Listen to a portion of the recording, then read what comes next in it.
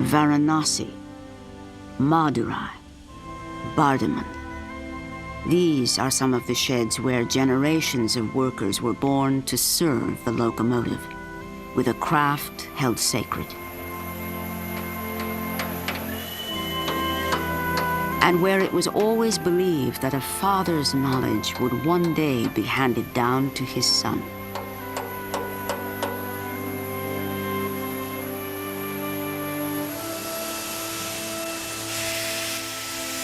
We'll be closing down this steam loco shed in a couple of months when the last of these black booties will have moved out. This shed had something like 71 locomotives a few years back. What we feel sad about the whole thing is that something which fascinated every railway traveler over many years is dying out.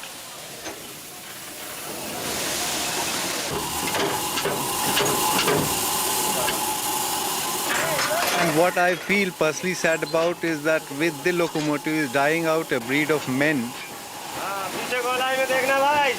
who had nerves of steel. They were men of muscle, understood metal, what it was all about.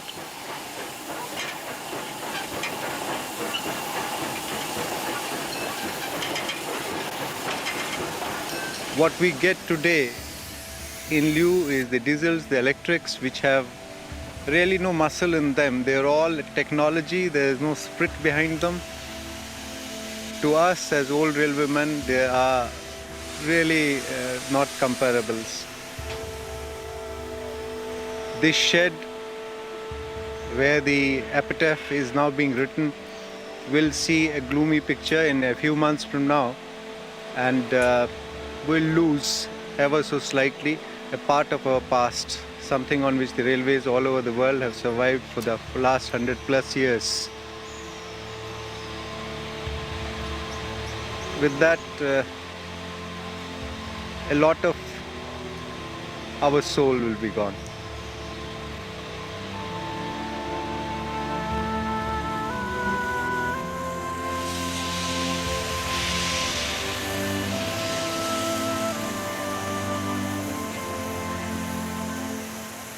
Every day, more and more black beauties are being pulled from the working lines. The iron beasts are now easy prey to scavengers who will take even their last bits of precious coal. The once busy sheds are becoming graveyards.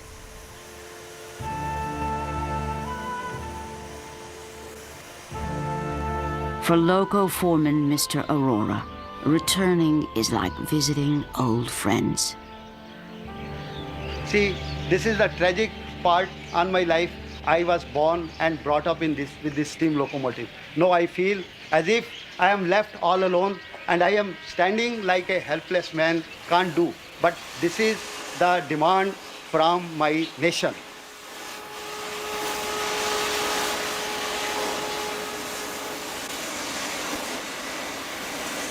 I feel as if a most loving member of my family is being cut into pieces in my presence. An old man who is looking after the children, and he is standing.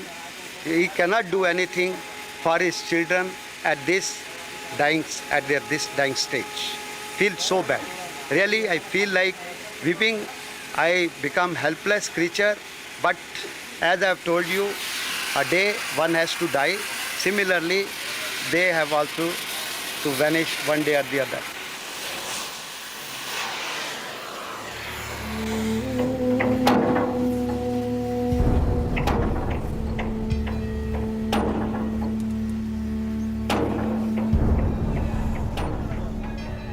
All across India, steam sheds have turned into auction houses. The locomotives await the highest bidder.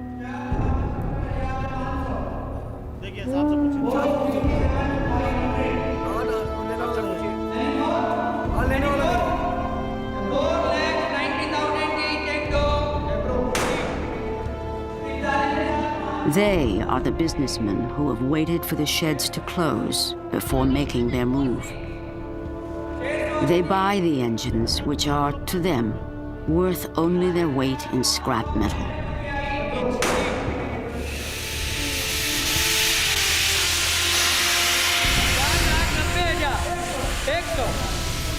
Four lakh 90,100, 200, 200, 4,90,200, 300, 1, 2 and 3, 4.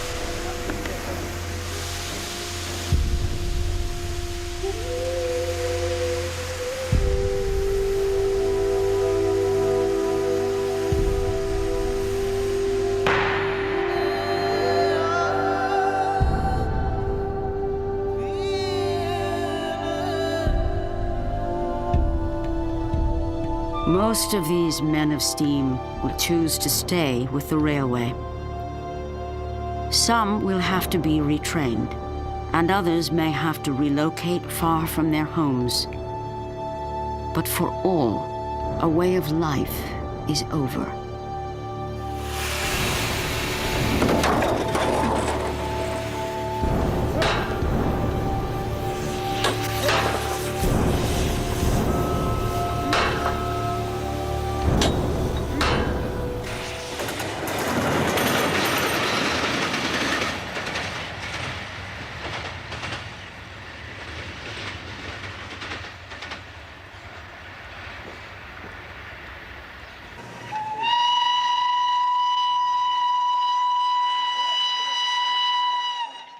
There will be one survivor of steam, and by government ruling, it will remain.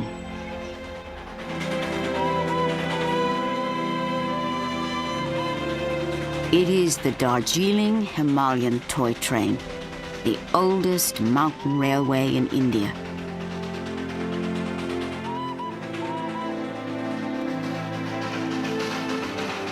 She is the symbol of the railway and evokes the emotional and spiritual ties which the country has for its trains. The men who run her stand for the many who have devoted themselves to keeping the lifeline going.